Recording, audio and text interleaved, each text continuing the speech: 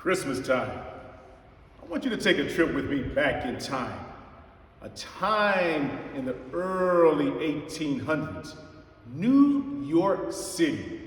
It was the night before Christmas. And all through the house, everything was a bustle. Everybody was a moving, except for the one gentleman in the basement. Oh, this was a boarding house. It was a boarding house for people of color. And everybody was making preparations to go home for Christmas. There were some that didn't have anybody to go home to. And that was the individual in the basement of this boarding house.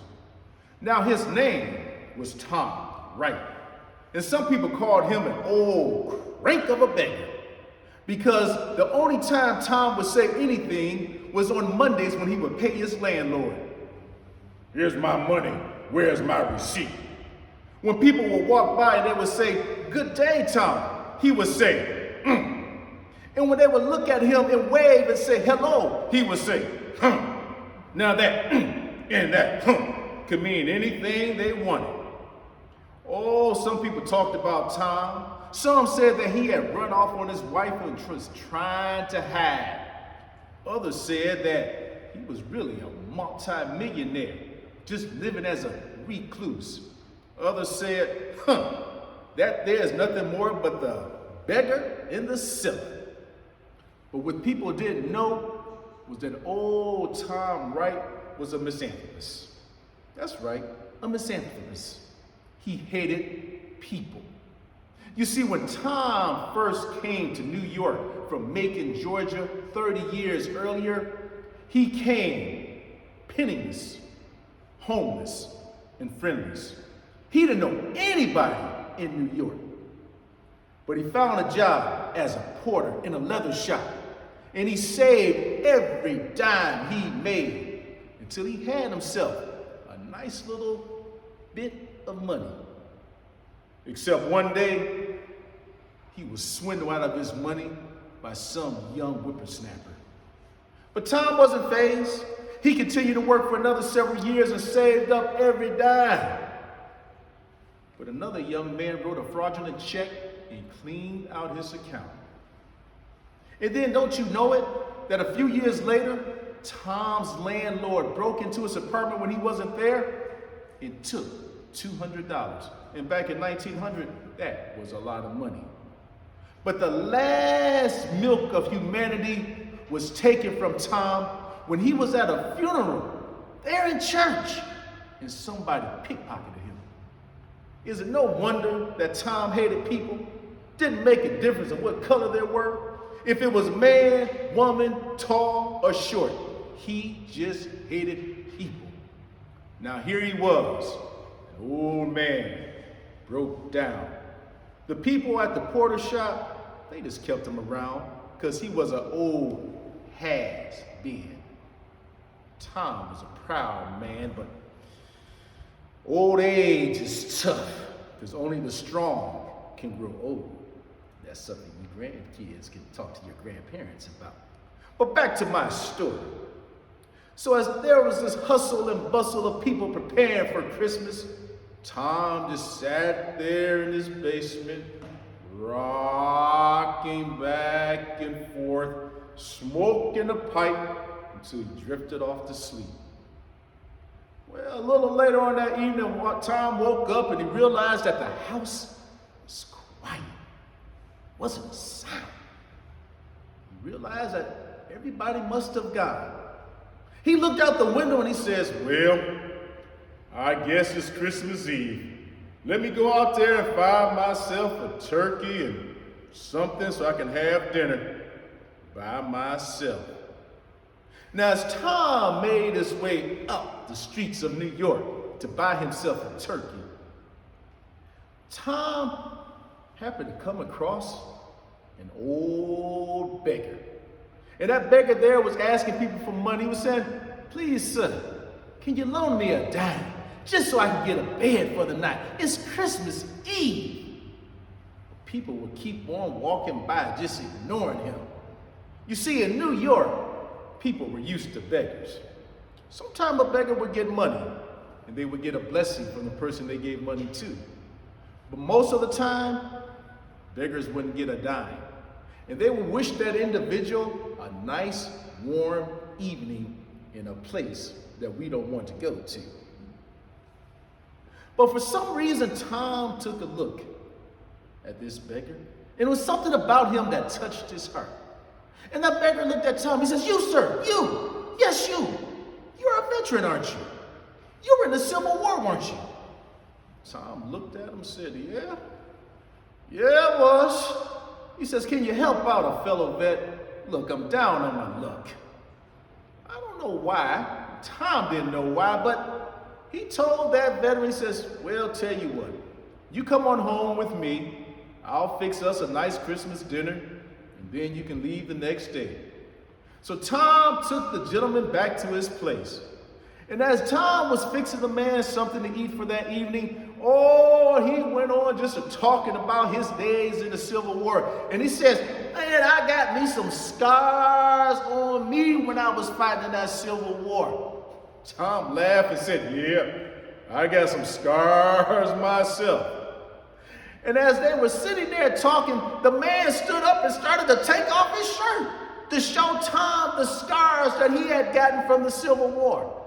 But Tom chuckled and he started to take off his shirt to show the man the scars he had gotten from the Civil War.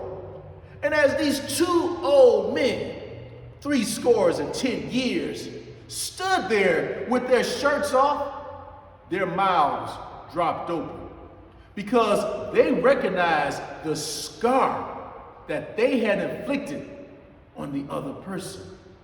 Tom looked at that beggar, whose name was John Nash.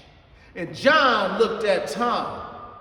Well, they looked at each other and they realized that they had met on the battlefield there at Fort Pillow many years ago. Now, there's an old saying that for one transcendent moment, we become that which we wish to be. And in that moment, Tom and John, both who used to be over 6 feet tall, stood up straight, back ramrod straight, chest sticking out, stood up to their full 6 feet in height, as if they were men, young men of old. But then reality came back into view, and the two men, once again, were stooped over. Tom looked at John and laughed and said, "Is that you?" John looked at Tom and said, "Yeah, it's me." You see, back in the war, they had a nickname for each other. Tom would call John Reb, and John would call Tom Yank. Now, we're going to go back to when these two were young men. Fort Pillow, just outside of Memphis, Tennessee. There, the Confederate Army had surrounded the Republican Army, the Army of the Republic. The Confederate Army was led by General Forrest. And he sent a note to the Republican Army that was led by General Booth there at Fort Pillow and said, "Sir, we have you surrounded. We have superior force. Now, if you surrender, we will allow some of you to be treated as prisoners of war with dignity.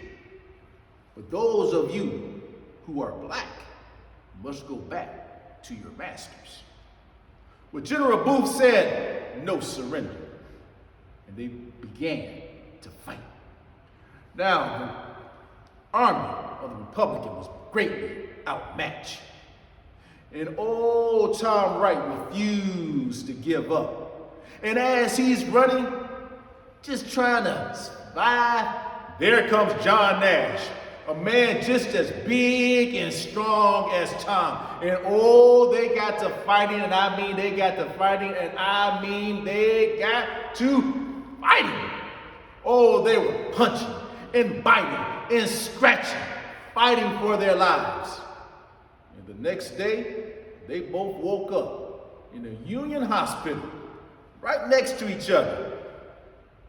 Well, they would look at each other every single day. They would say, when I get out of here, when I get out of here, I'm going to get you.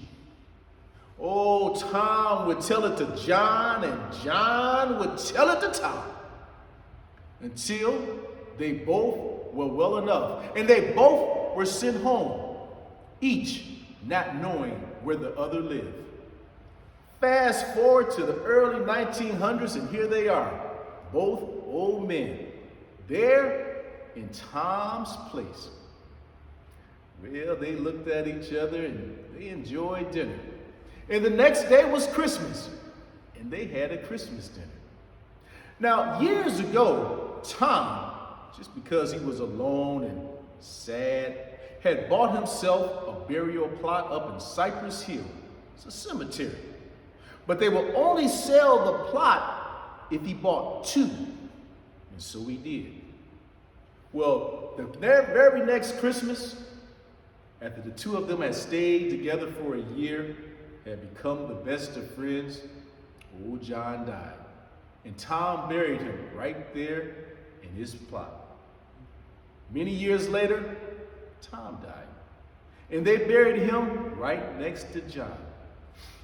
And on their tombstone, it reads, up here in Cypress Hill, black and white and blue and gray, sleeping together till Judgment Day.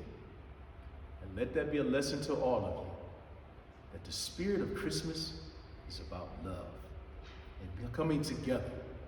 And that we may be different colors, practice different religions, speak different languages.